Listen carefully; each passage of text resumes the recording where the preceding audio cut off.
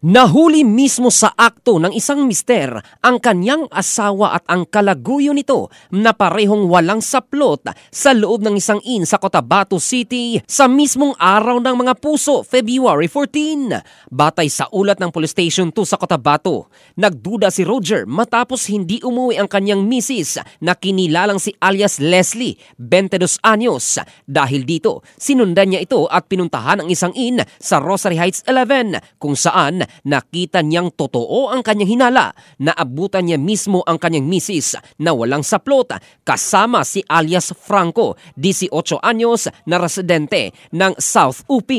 Lalo pang nadagdagan ang galit ni Roger nang matuklasan niyang dinala pa ng kanyang asawa ang kanilang anak sa loob ng inn at pinatulog ito bago sila gumawa ng milagro. Ngunit naputol ang kanilang ginagawa nang mahuli sila sa akto.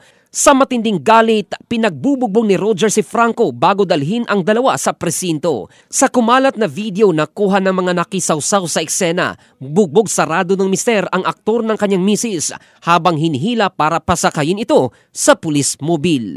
Kasong adultery ang isasampa laban sa kanila habang matinding sakit sa damdamin ang pinapasan ngayon ng mister, lalo pat sa mismong Valentine's Day na aktuhan ang kanyang misis.